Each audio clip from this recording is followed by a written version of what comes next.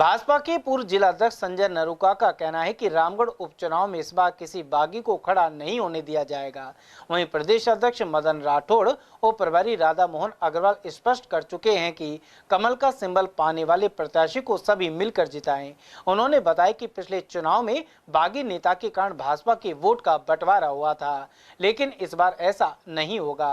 नरूका ने रामगढ़ में निश्चित जीत का दावा किया है। अलवर के रामगढ़ में उपचुनाव होना है। भारतीय जनता पार्टी की क्या रणनीति है और किस तरह से 2 बार में बीजेपी हार रही है, किस बार में कमल का फूल खिलाएंगे, क्या है?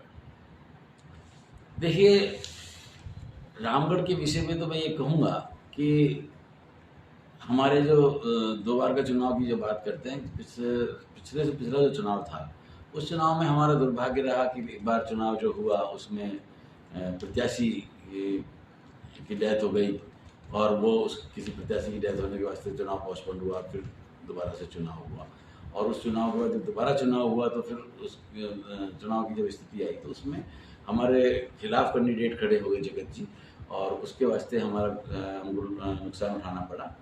इसी प्रकार से अब इस बार जो चुनाव हुआ था, जो उसमें भी ये प्रॉब्लम भी आई कि हमारे ही प्रत्याशी आपस में चुनाव लड़ गए, इसलिए हम हार का मुंह देखना पड़ा। लेकिन चूंकि अब पार्टी एकमुखी होकर, संगठित होकर चुनाव लड़ने जा रही है और हम बूथ के कार्यकर्ता से लेके और ऊपर तक के सभी कार्यकर्ताओं के बल पर चुनाव लड़ेंगे और सब एकजुट होकर लड़ेंगे, जिसके लिए हमारा शीर्ष नेतृत्व भी लगातार प्रयासरत है। हमारे लोकप्रिय सांसद आदरणीय भूपेंद्र जी, जो कैबिनेट मंत्री प्रदेश में हैं, उन्होंने भी पूरा प्रयास कर रखा है। सब लोग एकजुट होकर लगे हुए हैं, संगठन पूरी तरह से लगाया और एक कार्यकर्ता के बेस पे हम भारतीय जनता पार्टी का कमल रामगढ़ में इस बार 100% खिलाएंगे। सर, पिछली बार की तरह इस बार भी अगर पार्टी के 2 नेता चुनाव लड़ गए तो फिर इस बार कमल कैसे खिल पाएगा? नहीं, वो सही मायने में तो क्या था कि उस समय हमारा तालमेल का या किसी तरह का भी कोई जो भी मैं कहता हूँ कि किसी न किसी कारण से अभाव रहा होगा, लेकिन अब वह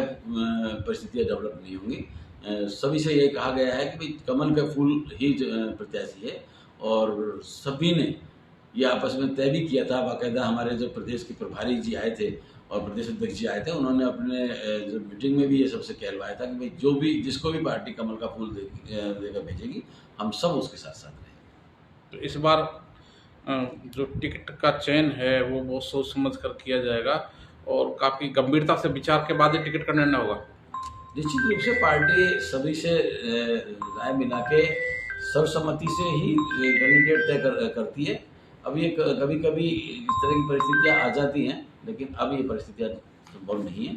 इस बार पार्टी के जो हमारे शीर्ष नेतृत्व है, आदरणीय मदन जी राठौड़ साहब जो प्रदेश अध्यक्ष हैं, वो और हमारे यशस्वी मुख्यमंत्री भजन लाल जी शर्मा साहब, वो यहाँ से जो नाम तय करके भेजेंगे। सेंटर से भी आदरणीय मोदी जी, अमित शाह जी और जो टीम है वह सब निर्णय करेगी और निश्चित रूप से भारतीय जनता पार्टी एकमुखी होकर चुनाव लड़ेगी।